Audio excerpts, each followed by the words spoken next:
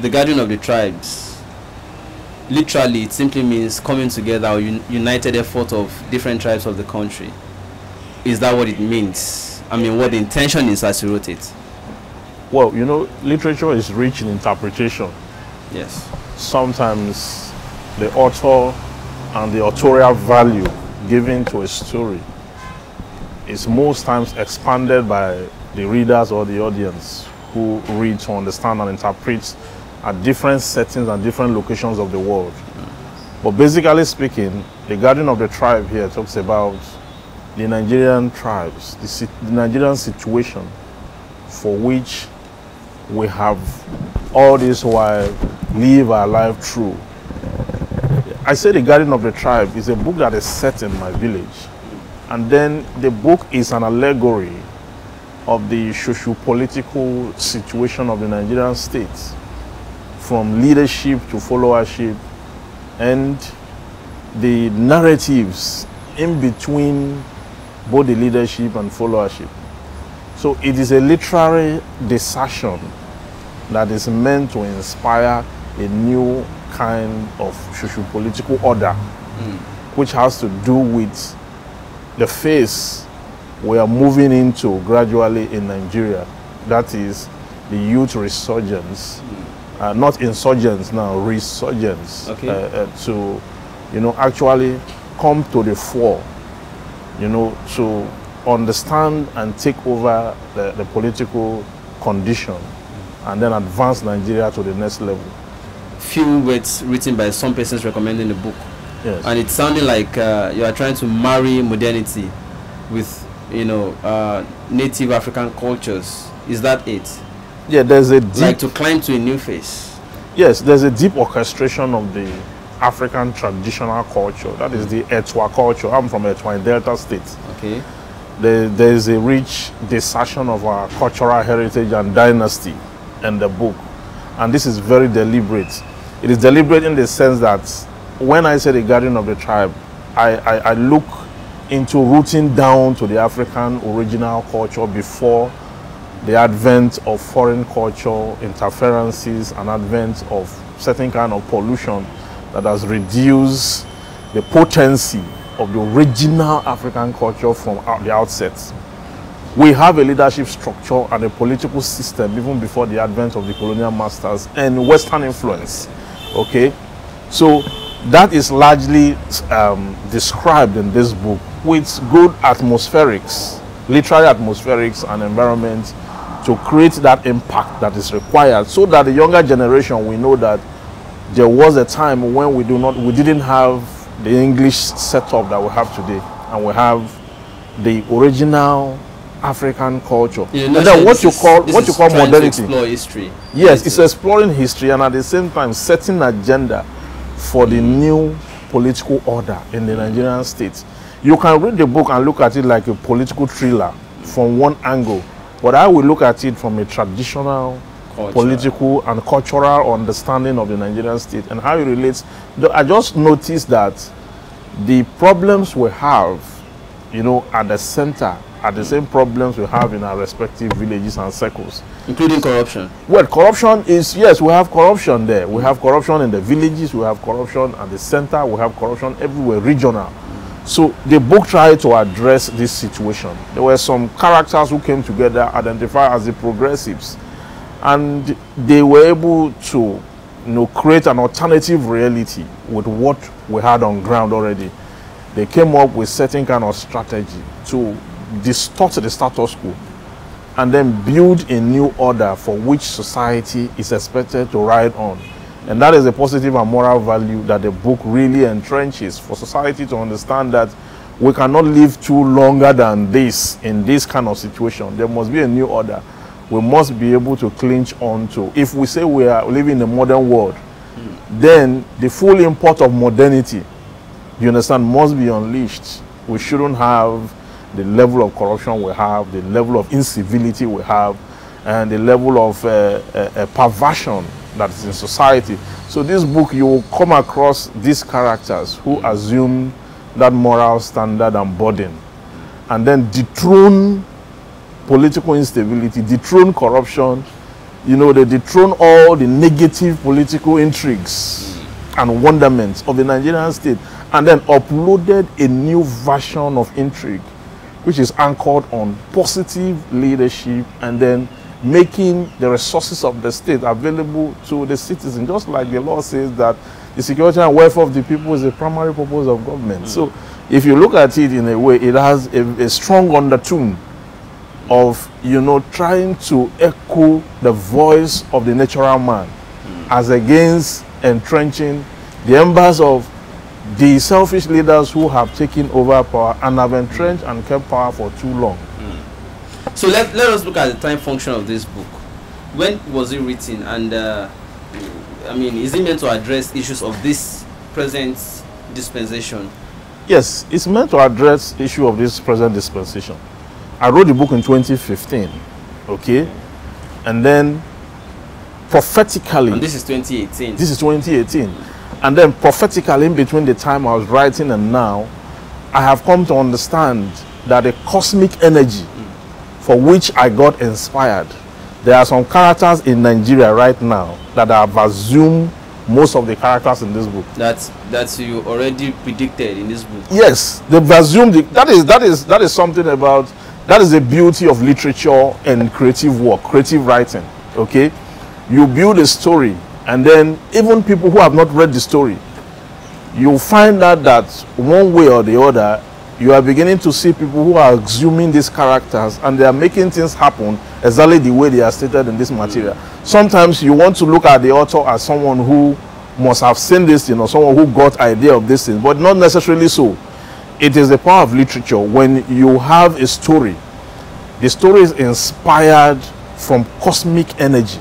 Okay, so it is the cosmic administration and the natural workings of things that defines the imagination, because the imagination is about energy. Man is purely a product of material technology. So whatever you produce, whether abstract or concrete, must have definition and interpretation as life unfolds, if not now, in the hereafter, even after you have gone. The circle continues. So that is what really happened in this book. It came to a point where I wrote to a point where once I got to chapter 4 of this book, the characters hijacked the book from me, and I couldn't control them any longer, because they have their interests. And then I, as the omniscient writer, okay, I have to even at some point eliminate one of the character to drive my story home.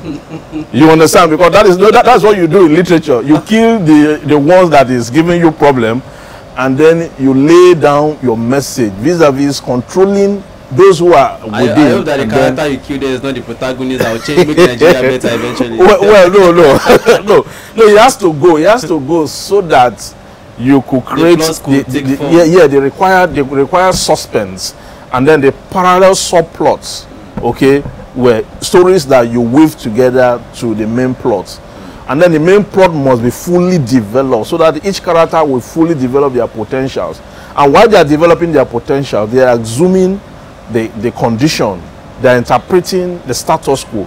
And as they are interpreting the status quo, the reader is getting, you know, the feel of the character, and at the same time the reader is instructed on what the message of the book, the theme of the book is, as it relates to the societal issue and the condition of as the author of this book, who are those that you primarily would recommend it for? Students, parents, historians? The projection is that politicians. We recommend this book to the youths and the elderly. Our projection is to put this book in the hands of 40 million Nigerians, because it is revolutionary. It's a book that will not only entertain you, it will also educate you, and it will also, you know, point you to a direction that the country needs to go to at this time and age. Because a careful read of the book, you will find that there are different set of characters. They are the ones who want the status quo. They believe in the natural order. Because when we say society is not working, it's not working for you, does not mean it's not working for others. There are people Nigeria is working Definitely. for. You understand? It's working for the cabal. Okay, so there are people who in this book who want the status quo to remain. They want the system to remain the way it is because it favors them.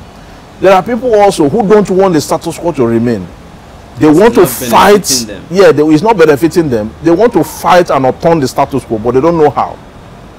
Then there is another set of persons who are dissatisfied with the status quo.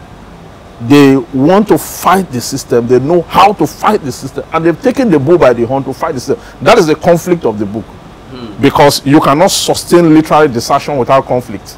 So at the point when the conflict arose, it became an issue of who will survive the test of time. Because you know, war does not determine who is left. Definitely. It does not determine who is right. You understand? It only determines who goes out and not return. That is, at the end of the day, we could say then it determines who is left, but not necessarily who is right. So the intrigue here, the war here is a war of interest, okay? The war of corruption, the war of civility, the war of modernity, and the wars that surrounds the human nature. So you wrote this in 2015, and it's already taking, it's already defining what we have presently. It's already 2018. Deeply, I'm even surprised. But now we are looking at 2019 and beyond. Is this book still going to tell us what will likely happen after beyond 2019, especially with the not too young to run advocacy? And particularly, I want you to include this in your response. This book as it is right now, you said some characters are already, we already have national characters that are taking the form of the characters you projected or predicted in this book. Yeah. I'm just curious. Who are those characters that died? Who are those that remain? Can you name in this book? Yeah, no, so one of the characters that died. One of the characters that died is Puze. One of the characters that died is Puze. As it is with every form of revolution, okay, revolution is not pre-planned anywhere in the world. It just takes a spark, and then look at the Arab Spring. Someone who was, dissatisfied with the condition.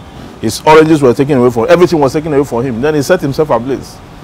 And then it became a revolution. The Arab Spring is still burning till date as we speak. So in this book, Puze have to die because the old order, you know, having seen the focus and the deepened concentration of those who want to upturn the old order, they came up with plans to eliminate all who were fighting for the struggle of liberation. And that was how he died. Others escaped and they were able to accomplish the mission. Okay? So it is not to scare anyone. It is to tell you that these things happen. Okay? It happens. The protagonist would have to. Yes, no. Sometimes if it's a cause tragedy, sometimes the protagonist will go. Okay, to allow for the new phase of existence. You understand? But this is not necessarily the protagonist that died. Okay. It was someone who is also in the team of the progressives, the ones who want to achieve positive value for the larger society. Okay. One of those who have the interest of the larger society is the one who died in the book. And then how he died was mysterious, because I had to hide that to allow the suspense build up, so that the reader gets to discover. Yeah, so that the reader gets to discover at some point in the book and not immediately the death. So that is actually the literary construct of the book. But then if you look at it deeply and critically, you will find that the message is embedded in the culture. Nigeria is not mentioned in the book because it's an allegory. Okay? But then it is the reader. Mentioned. Yeah, my village is mentioned in the book. That is Etwa. Represents Nigeria. In a way, that is Etwa. Etwa is my place, and then the work is rooted in that setting, the lifestyle, the cultural heritage, and the lifestyle of the people, the social cultural dynasty of the people is very well expressed and sold out to the larger society.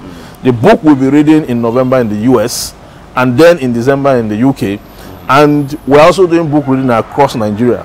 You understand? So that this book can get into the hands of 40 million Nigerians. The gathering of the tribe is the revolution that we are going to. It's not a warlike revolution. It is a mental revolution. It's going to, as you read this book, strong walls will move in your minds. If you have lived in the village before, lived in the city before, you'll be able to bridge time and space.